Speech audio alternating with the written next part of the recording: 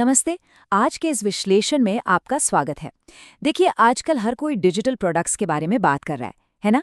अक्सर इन्हें रातों रात अमीर बनने के एक शॉर्टकट या किसी नए ट्रेंड के रूप में देखा जाता है। लेकिन सच बताऊं, जो चीज़ एक साधारण सी ऑनलाइन दुकान को एक विशाल टिकाऊ डिजिटल साम्राज्य में बदल देती है, वो कोई जादू नहीं, बल्कि एक बहुत ही ठोस लॉन्ग टर्म रणनीति है। तो चलिए, आज हम इसी बात की गहराई में चलते हैं और समझते हैं कि ये सब असल में काम कैसे करता है। हमारे सोर्स मटेरियल में एक बहुत ही बुनियादी लेकिन बेहद शक्तिशाली बात कही गई है। ये एक लॉन्ग टर्म गेम है, शॉर्ट टर्म गेम नहीं। अब आज के समय में जब क्लॉड जैसे एआई टूल्स सब कुछ इतना आसान बना रहे हैं, तो तुरंत पैसे कमाने की चाहत होना एकदम स्वाभाविक है। लेकिन अगर आप सच में एक सफल क्रिएटर बनना चाहते हैं, तो आपको अपना माइंडसेट बदलना होगा। असली सफलता केवल उन्हें ही मिलती है जो इसे एक लंबी दौड़ मानकर चलते हैं। तो आज की चर्चा का हमारा रोड मैप कुछ इस तरह रहेगा। सबसे पहले हम समझेंगे इस डिजिटल लॉन्ग गेम को, फिर बात करेंगे माइक्रो निश से होने वाले मुनाफे पर, उसके बाद ए/बी टेस्टिंग, फिर अधिकतम वैल्यू के लिए बंडलिंग और अंत में अपने मुनाफे को वापस बिजनेस में लगाकर निरंतर विकास कैसे करें। ये सब मिलकर एक ऐसा ब्लूप्रिंट बनाते हैं जिससे आप एआई जनरेटेड डिजिटल उत्पादों का उपयोग करके समय के साथ लाखों का व्यवसाय खड़ा कर सकते हैं। ठीक है, तो सेक्शन 1, डिजिटल लॉन्ग गेम, त्वरित बिक्री से आगे बढ़ना। होता क्या है कि जब हम एआई टूल्स का उपयोग करना शुरू करते हैं, तो हमें लगता है कि बस सही प्रॉम्प्ट मिल जाए और हमारा काम हो गया। लेकिन असल खेल सिर्फ प्रॉम्प्ट्स ढूंढने का नहीं है, बल्कि एक दीर्घकालिक बिजनेस प्लान को सफलतापूर्वक लागू करने का है। जरा सोचिए, अगर आपको एक असली ईंट पत्थर वाली दुकान खोलनी हो तो क्या होगा? लाखों का भारी भरकम लोन और इन्वेंट्री का खर्च। इसके विपरीत एक डिजिटल शॉप में शुरुआती पूंजी बहुत कम लगती है। तो फिर यहाँ असली निवेश क्या है?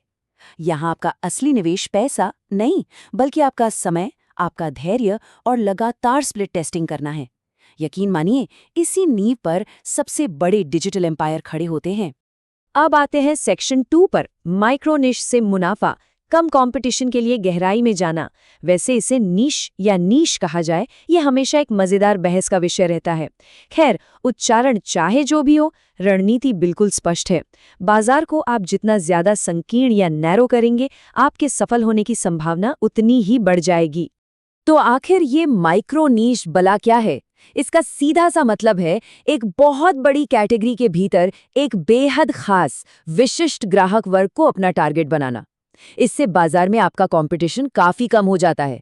और हाँ, यहाँ एक बात साफ कर दूं, माइक्रो का मतलब कम डिमांड बिल्कुल नहीं है। इसका मतलब है एटसी जैसे प्लेटफॉर्म्स पर खरीदारी करने वाले एक बहुत ही फोकस्ड ग्राहक समूह तक पहुंचना, जो ठीक वही ढूंढ रहा है जो आप बेच रहे हैं। चलिए, इसे एक उदाहरण से समझते हैं। एक मैक्रो निश हो सकता है बजटिंग प्लानर्स। ये बहुत व्यापक है और इसमें भयंकर कंपटीशन है। लेकिन इसका माइक्रो निश क्या होगा? Tropical destination wedding budget spreadsheet. देखिए कितना विशिष्ट है ये। जो व्यक्ति किसी ट्रॉपिकल जगह पर अपनी शादी प्लान कर रहा है, वो कोई आम प्लानर क्यों खरीदेगा? वो तो सीधे आपके इसी स्प्रेडशीट को खरीदेगा ना। यही है बड़े बाजार से निकलकर एक खास जरूरत पर फोकस करने का जादू। और पता है, ये सिद्धांत डिजिटल वर्कशीट्स पर भी पूरी तरह लागू होता है, जैसे कि daily habit trackers, keto diet meal planners या फिर GLP-1 फ्रेंडली मील प्लानर्स। लोग अपनी भागदौड़ भरी जिंदगी और अपनी डाइट को ऑर्गेनाइज करना चाहते हैं। अगर आप किसी खास लाइफस्टाइल के हिसाब से उन्हें सही टूल देते हैं, तो बाजार का ये हिस्सा आपके लिए बेहद आकर्षक और लाभदायक बन सकता है। अब आगे बढ़ते हैं सेक्शन 3 की ओर, ए/बी टेस्टिंग और वेरिएशन, विजुअल पिच को ऑप्टिमाइज करना। देखिए, आपकी डिजाइन की गई स्प्रेडशीट चाहे दुनिया की सबसे बेहतरीन स्प्रेडशीट ही क्यों ना हो, लेकिन अगर उसका डिजाइन या रंग खरीदार की आंखों को नहीं भाया, तो वो नहीं बिकेगी। प्रस्तुतिकरण या प्रेजेंटेशन यहाँ एक असली गेम चेंजर होता है। तो आप किन चीजों को टेस्ट कर सकते हैं? कलर पैलेट, फॉन्ट का चुनाव, फाइल के प्रकार, जैसे कि क्या वे गूगल शीट्स पसंद करते हैं या एप्पल नंबर्स, और आपकी मुख्य मॉकअप तस्वीरें।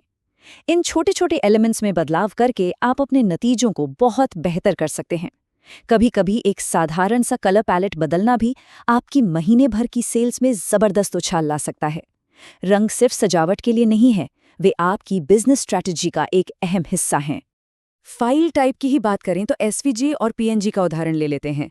माना कि एसवीजी स्केलेबल होते हैं और उनकी क्वालिटी शानदार होती है, लेकिन उनका फाइल साइज बहुत भारी होता है। इसके उलट पीएनजीज कंप्रेस्ड और पोर्टेबल होते हैं। ग्राहकों के लिए इन्हें डाउनलोड करना और फोन या लैपटॉप में मैनेज करना बहुत आसान होता है। तो कस्टमर की सुविधा के लिए अक्सर छोटे फाइल साइज वाले पीएनजी बंडल ज्यादा बिकते हैं। कस्टमर की सहूलियत ही सबसे ऊपर है। सेक्शन 4 अधिकतम वैल्यू के लिए बंडलिंग। यहाँ हमारा फोकस ऑफर को इतना शानदार बनाने पर है कि कोई उसे मना ही ना कर सके।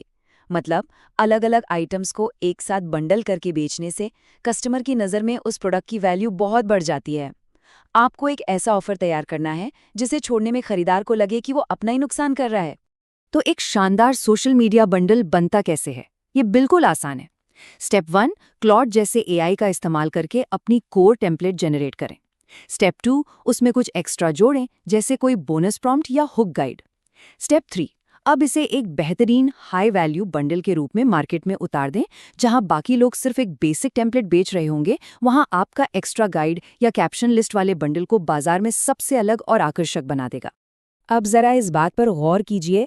हमारे सोर्स के मुताबिक बेली डिजाइन को ने सिर्फ $1 में हाई वैल्यू पीएनजी बंडल बेचकर एक ही साल में $10 लाख, जी हाँ, $1 मिलियन कमाए।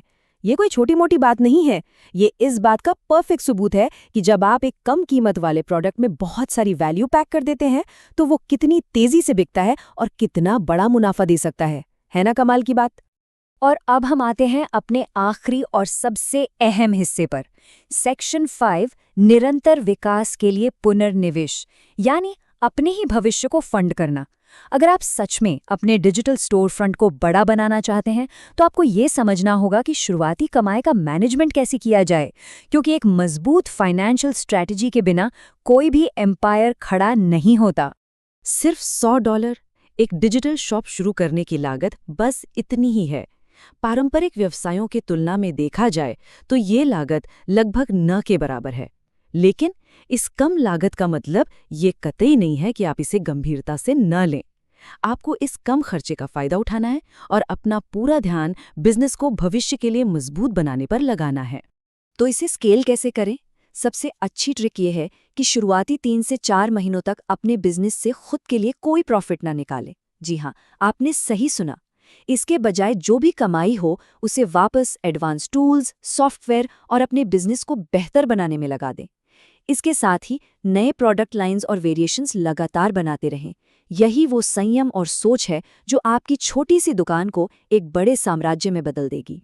तो अंत में अपने आप से ये एक बहुत ही ज़रूरी सवाल पूछिए, आपका लक्ष्य क्या है?